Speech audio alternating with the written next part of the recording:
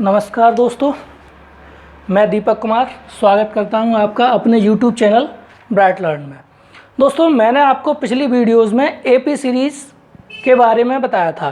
मैंने आपको कुछ क्वेश्चंस भी कराए थे AP सीरीज़ के, और आज मैं AP सीरीज़ का सम आपको बताने वाला हूं। चलिए आते हैं अपने टॉपिक पे और देखते हैं क्या है AP सीरीज़, क्या है इसमें ऐसे कौन से क्वेश्चन हैं जो UPSSC लेखपाल ने इसको ले रखा है और क्या आता है इसमें। देखते हैं क्वेश्चन। जैसे एक क्वेश्चन है कि कोई AP सीरीज में कुछ नंबर्स दिए हैं, if x + 1, 3x, 4x + 2, 4x + 2 are in AP। ये क्वेश्चन कह रहा है कि अगर x + 1, 3x, 4x + 2 AP series में है, अगर ये सब AP सीरीज में है, देन फाइंड x। तो हमें x की वैल्यू फाइंड करनी है। अगर ये सब AP सीरीज में है तो हमें x की वैल्यू को फाइंड करना है। दोस्तों, हम एक बात जानते हैं कि अगर कोई सीरीज हमारी ऐसे लिखी होती थी 2, 4, 6, 8, तो हम पता कैसे लगाते थे ये AP सीरीज में? हम दूसरे टर्म से पहले को, तीसरे से दूसरे को माइनस करते थे, घटाते थे, तो ये देखते थे कि इनका जो डिफरेंस है, इनका जो अंतर है वो बराबर आना चाहिए।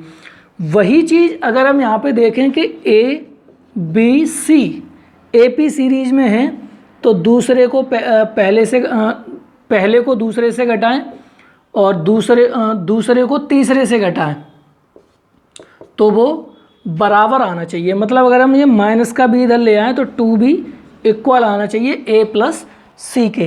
कहने का मतलब ये है कि अगर किसी AP सीरीज का बीच वाला टर्म दोगुना कर दिया जाए और पहले तीसरे को ऐड कर लिया जाए और अगर वो बराबर आ जाते हैं तो फिर वो AP सीरीज में नंबर तीनों हो जाते हैं।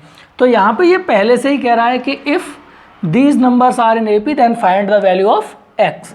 तो देखो, बीच वाले टर्म का दोगुना कर दो तो दोगुना कितना हो जाएगा? 6x, और ये बराबर आना चाहिए पहले और तीसरे के टोटल के।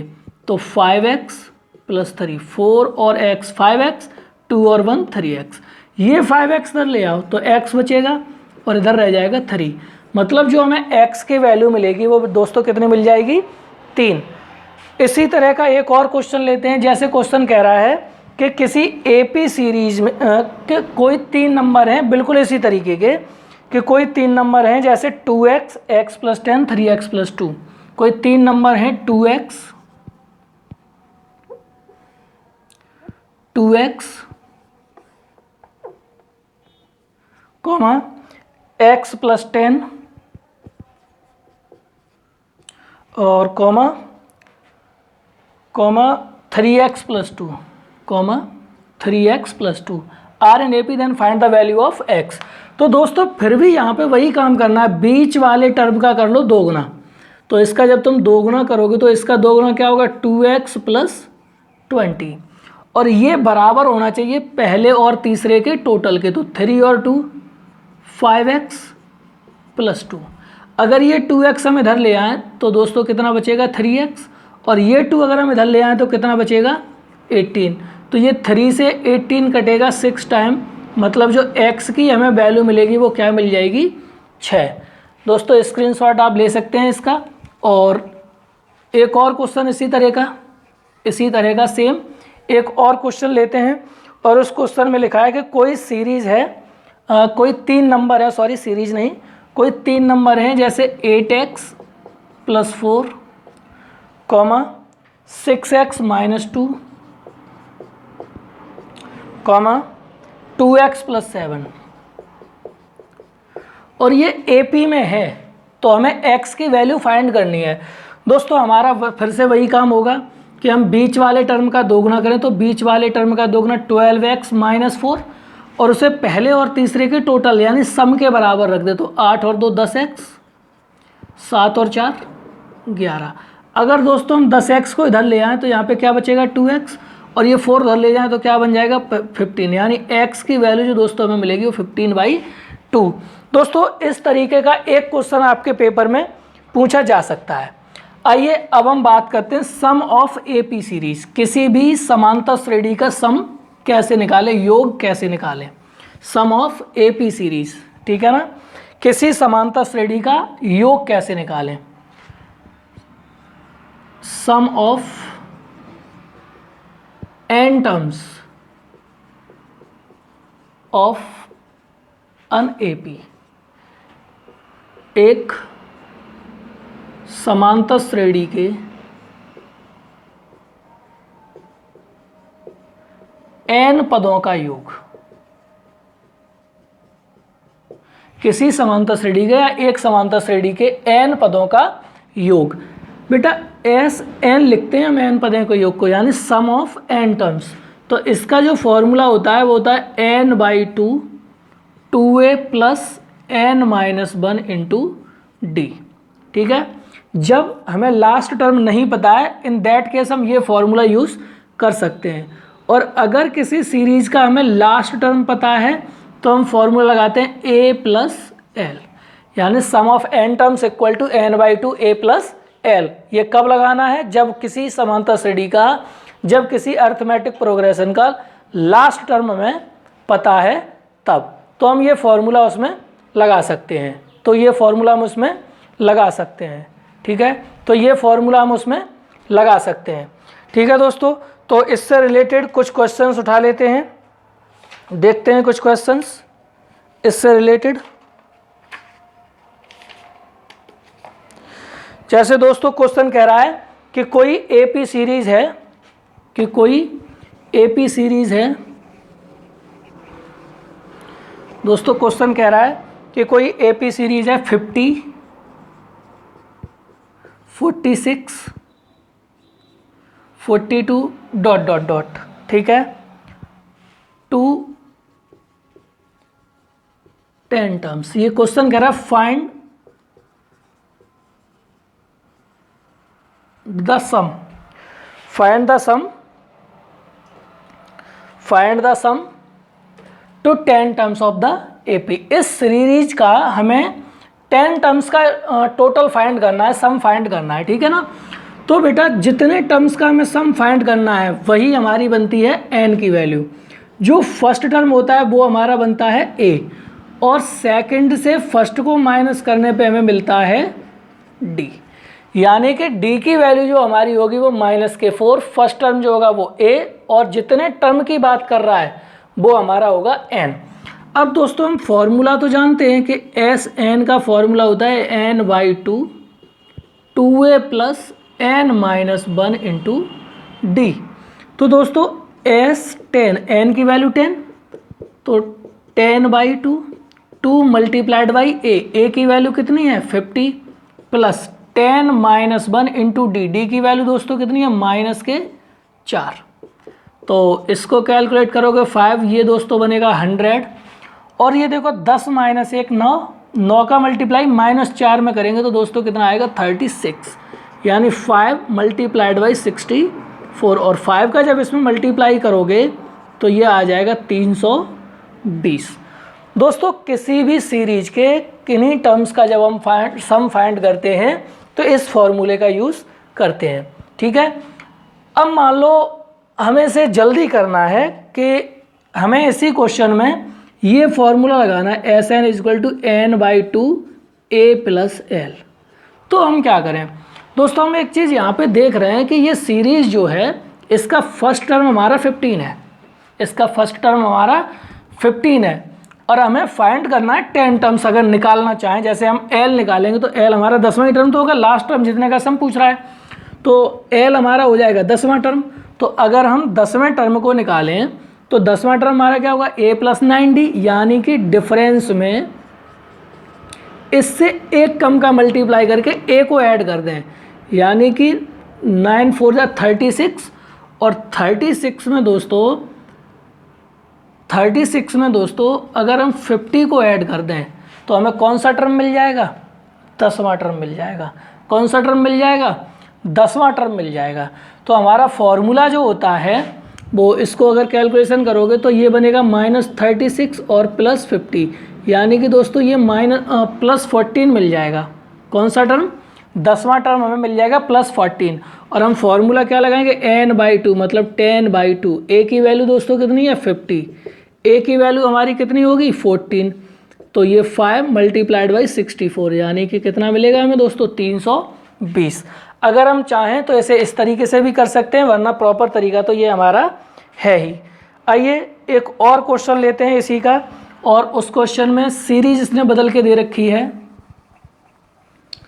और कह रहा है सीरीज बदल के दोस्तों इसने हमें दे रखी है, सीरीज है 1 3 5 7 ... सीरीज है 1 3 5 ... 7 और ये कह रहा है 2 12 टर्म्स। क्वेश्चन कह रहा है कि इस सीरीज का सम फाइंड करो, और ये सीरीज कहाँ तक है 12 पदों तक है। ये सीरीज कहाँ तक है मित्रों 12 पदों तक है। और जब हमें सीरीज का सम निकालना है तो निकालने का सबसे बेहतर तरीका, अब फॉर्मूला क्या लगाएं A+L, ठीक है ना। लेकिन दोस्तों ये बात ध्यान रहनी चाहिए कि आपको लास्ट वाला टर्म पता होना चाहिए। जैसे 12 टर्म्स तक जा रहा है तो आपको 12वां पद पता होना चाहिए। अगर आपको 12वां पद पता नहीं लगा पा रहे हैं तो अब फिर आप फॉर्मूला लगाएंगे 2a + n - 1 × d का। तो दोस्तों यहाँ से जो a की वैल्यू मिलेगी वो क्या मिलेगी 1। दोस्तों जो d की वैल्यू मिलेगी वो सेकंड से फर्स्ट को माइनस करोगे मतलब 2, और ये जो वैल्यू होगी हमारी वो क्या होगी n। ये जो वैल्यू होगी वो हमारी क्या होगी n, मतलब हमें 12वां पद पता होना चाहिए।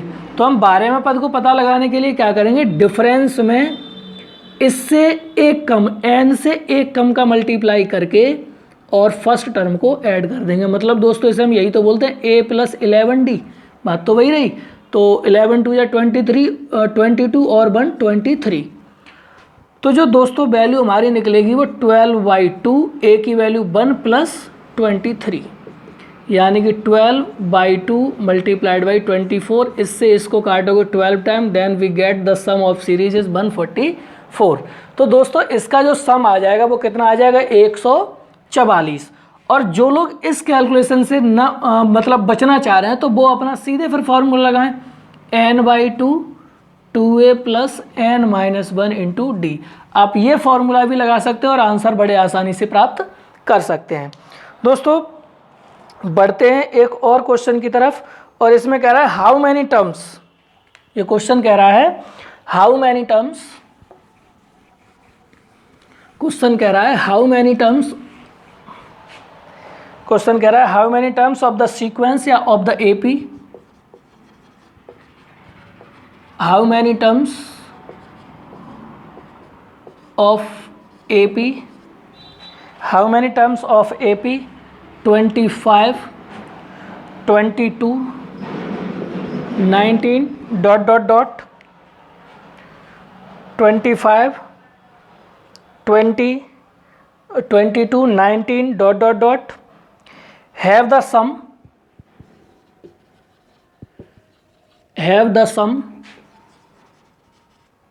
116, have the sum 116।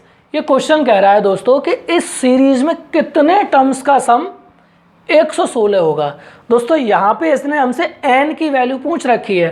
दोस्तों यहाँ पे इसने हमसे n की वैल्यू पूछ रखी है। तो n की वैल्यू जब हम निकालेंगे मित्रों तो हम क्या करें, यहाँ पे सबसे पहले देखें कि ये वैल्यू क्या है a। अगर हम इससे इसको सब्सट्रैक्ट कर दें तो हमें d की वैल्यू क्या मिलेगी -3। दोस्तों n की वैल्यू हमें पता नहीं है, बट हमें Sn पता है, और Sn कितना पता है 116। और Sn का मित्रों हम फॉर्मूला जानते हैं, वो क्या होता है n/2 2a + n - 1 × d। और दोस्तों यही तो वैल्यू हमें इसने दे रखी है 116। जब हम यहाँ पे हम a और d की वैल्यू को पुट कर देंगे तो a की वैल्यू कितनी है 25, n - 1 d की वैल्यू कितनी है दोस्तों -3, और ये बराबर है 116 के। तो ये n/2 25 × 2 मतलब 50। और दोस्तों अगर हम -3 का मल्टीप्लाई कर लें तो ये -3n और +3, और ये हमें मिलेगा 116 के इक्वल। दोस्तों अगर ये वाला 2 हम यहाँ से हटा के इधर ले जाएं तो उधर हमारा 2 गुना हो जाएगा इसका, तो कर लो। तो 2 6 = 12, 2 बन जाए 2 और 1 3, 2 बन जाए 2। अब दोस्तों इस n का अगर हम अंदर मल्टीप्लाई कर लें तो 50 और 3 53, यानी कि 53n minus 3n square is equal to 232। दोस्तों ये हमारा एक क्वाड्रेटिक इक्वेशन बन गया। और क्वाड्रेटिक इक्वेशन को सॉल्व करना मैंने दोस्तों लास्ट वीडियो में बताया हुआ है, आप वहाँ से जाएं देखें और इस क्वाड्रेटिक इक्वेशन को कैलकुलेट करें। ठीक है, आइए बढ़ते हैं एक और क्वेश्चन की तरफ। और इस क्वेश्चन में लिखा हुआ है, इस क्वेश्चन में लिखा हुआ है दोस्तों, इस क्वेश्चन में लिखा हुआ है दोस्तों कि 11 टर्म्स का सम फाइंड करो। कि कोई एपी है, find sum of 11 terms of an AP of an AP 2 6 10 14 2 6 10 14 dot dot dot. दोस्तों हमें इस सीरीज के 11 टर्म्स का सम फाइंड करना है। इस सीरीज के 11 टर्म्स का सम फाइंड करना है। तो दोस्तों जो सम ऑफ 11 टर्म्स होगा उसके लिए फॉर्मूला क्या है, n/2 2a plus n minus 1 into D. तो दोस्तों n की value 11 divided by 2, 2 multiplied by 2। देखो ये जो फर्स्ट टर्म होता है यही होती है a, सेकंड से फर्स्ट को माइनस करोगे वो होता है d। यानी कि दोस्तों जो d की वैल्यू हमें मिल रही होगी वो क्या मिल रही होगी, 4। तो प्लस 11 माइनस 1 इंटू डी मतलब 4। तो ये 11 डिवाइडेड बाई 2, 2 2 जा 4, 11 माइनस 1 10, 10 4 जा 40, यानी कि 11/2 मल्टीप्लाइड बाई 44। 2 से इसको काटोगे तो दोस्तों कितना मिलेगा, 22। और 11 का इसमें मल्टीप्लाई कर दो तो 11 2 या 22, 11 2 या 22 और 2 242। यानी कि किसी भी सीरीज के कितनी टर्म्स का अगर हमें सम निकालना है तो हम इस तरीके से कैलकुलेट कर सकते हैं। एक और दोस्तों नए तरह का क्वेश्चन लेते हैं और देखते हैं कैसे उसको कैलकुलेट करना है। और ध्यान रखना दोस्तों, इस तरीके का क्वेश्चन अगर वो सम का क्वेश्चन पूछेगा तो वो आपसे इस तरीके का क्वेश्चन पूछेगा। जैसे क्वेश्चन ये लिखा है 2 + 4 + 6 डॉट डॉट डॉट 200। वो कह रहा है कि find the sum of the series. इस सीरीज का सम फाइंड करो, इस सीक्वेंस का सम फाइंड करो। Find the sum, find sum. Question कह रहा है फाइंड सम ऑफ एपी। ये इस एपी का दोस्तों हमें सम फाइंड करना है, सम। ठीक है ना। तो जब हम इस एपी का सम फाइंड करेंगे तो सबसे पहली दिक्कत हमारे सामने आती है कि हमें एन पता होना चाहिए। तो हम बड़ी आसानी से फॉर्मूला लगा सकते हैं, क्योंकि दोस्तों फॉर्मूला क्या होता है, SN = n/2 a + l या फिर 2a + n - 1 इंटू डी। तो दोस्तों मैंने आपको पिछली वीडियो में बताया हुआ है कि अगर कोई भी सीरीज़ लिखी हुई है तो उसमें नंबर ऑफ टर्म्स कैसे फाइंड करते हैं।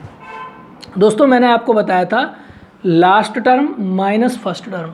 तो लास्ट टर्म से जब आप फर्स्ट टर्म को माइनस करोगे तो मित्रों कितना बनेगा, 198। और divided by common difference. Common difference क्या होता है, सेकंड टर्म से फर्स्ट टर्म को माइनस कर दो, यानी कि 2 + 1। तो आप जब इसको इससे काटेंगे तो 2 9 जा 18, 2 9 जा 18, 19 और 1 नो सॉरी 99 और 1 100। यानी कि बच्चे हमें 100 टर्म का सम फाइंड करना है। तो देखो n की वैल्यू हो गई 100 डिवाइडेड बाई 2। दोस्तों a की वैल्यू कितनी है, 2, l की वैल्यू कितनी है, 200। तो इसको जब हम कैलकुलेट करेंगे तो 50 मल्टीप्लाइड बाई 202। दोस्तों मल्टीप्लाई कर दो, 5 2 जा 10, 5 2 जा 10। यानी कि इसका जो हमें सम मिलेगा वो 10 100 ये मिल जाएगा हमें। ठीक है, ठीक है, 10,000 and 100। ठीक है ना। तो ये हमें मिल गया। आइए बढ़ते हैं एक और नए तरह के क्वेश्चन की तरफ। जैसे दोस्तों एक क्वेश्चन कह रहा है कि कोई एपी सीरीज है, उसके हमें 22 टर्म्स का सम फाइंड करना है। 22 टर्म्स का सम हमें फाइंड करना है। Find the sum of 22 terms. Find the sum of 22 terms of an AP whose first term whose first term नहीं, whose common difference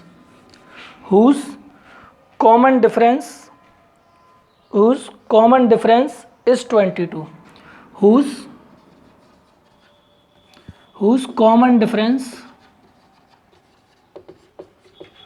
is 22, whose common difference is 22 and A22 is 149, ठीक है ना।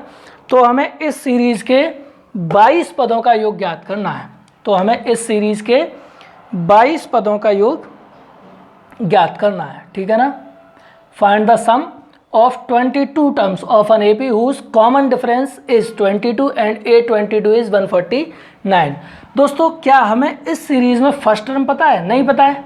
तो हमारा सबसे पहला काम होगा फर्स्ट टर्म को निकालना। और दोस्तों हमें A22 की वैल्यू इसने दे रखी है खुद 149, तो हम A22 को क्या लिख सकते हैं, A + 21D, और ये मित्रों कितना है 49 के बराबर। दोस्तों इसने हमें D की वैल्यू दे रखी है कितनी, 22।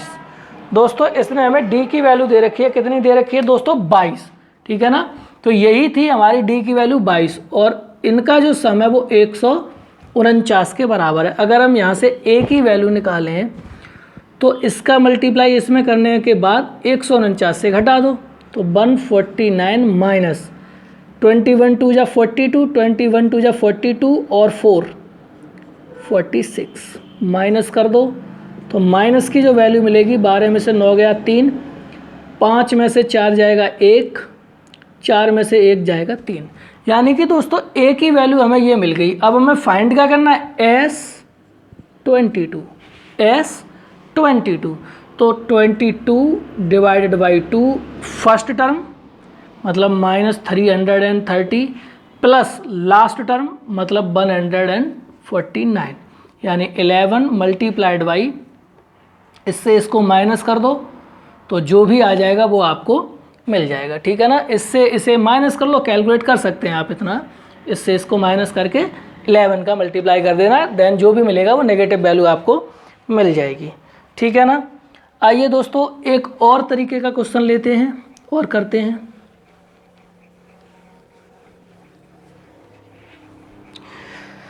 जैसे दोस्तों कोई सीरीज़ है और उसका हमें nth टर्म उसने दे रखा है, और ये nth टर्म दिया है 3 + 4n, ठीक है ना। उसने हमें nth टर्म दे रखा है 3 + 4n, और वो हमसे कह रहा है कि फाइंड द सम ऑफ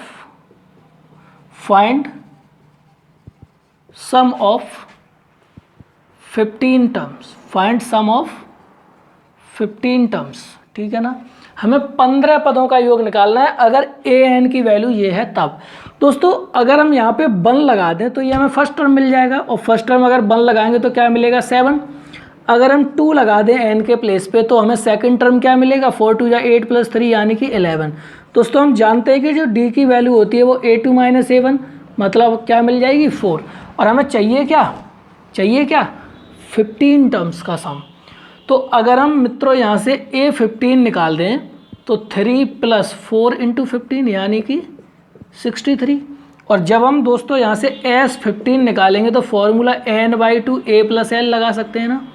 तो n की वैल्यू 15 डिवाइडेड बाई 2 A का मतलब 7 + 63 L की वैल्यू, तो 15 डिवाइडेड बाई 2 मल्टीप्लाइड बाई 70। दोस्तों इससे काटो तो 35, तो 15 मल्टीप्लाइड बाई 35, और इसको आप जब मल्टीप्लाई करेंगे तो आंसर आपको मिल जाएगा। जैसे कर लीजिए 15 × 5 = 75, 15 × 3 = 45 और 7 = 52, यानी कि इस सीरीज़ के 15 पदों का जो योग आपको मिलेगा वो कितना मिलेगा 525। कितना मिलेगा 525, ठीक है दोस्तों। आइए अब एक और नए तरह की बात पे चलते हैं। जैसे कि कभी अगर हमें दोस्तों समांतर माध्य निकालना पड़े, समांतर श्रेणी का माध्य, ठीक है ना, समांतर श्रेणी का माध्य अगर हमें निकालना पड़े कभी दोस्तों, तो फिर उसके लिए हम क्या करें, ठीक है ना। तो उसके लिए हम क्या करें, जैसे कोई 2 नंबर दिए हैं 5 और 25। तो दोस्तों जो अर्थमेटिक मीन होता है ना,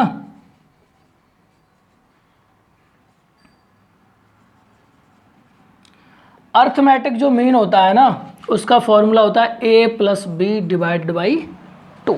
ठीक है, अब हमें इन 2 नंबर का अर्थमेटिक मीन निकालना है। तो दोस्तों सिंपल सी बात है, 5 प्लस 25 डिवाइडेड बाई 2 यानी कि 30/2 मतलब 15। दोस्तों मान लो अगर हमें 10 और 20 का अर्थमेटिक मीन निकालना है तो इन दोनों को जोड़ के आधा कर दो, सीधे सीधे जोड़ो आधा कर दो, तो ये भी 15। दोस्तों अगर हमें 20 और 40 का अर्थमेटिक मीन निकालना है तो इन दोनों को जोड़ के आधा कर दो, मतलब 30। ठीक है, तो ये दोस्तों किसी भी समांतर श्रेणी का सम और उसका मीन और कोई भी मिसिंग टर्म अगर निकालना है तो हम दोस्तों इस तरीके से समांतर श्रेणी को सॉल्व कर सकते हैं। तो दोस्तों वीडियो को देखते रहिए और मिलते हैं अगली वीडियो में, और चैनल को लाइक, सब्सक्राइब और शेयर करना ना भूलें।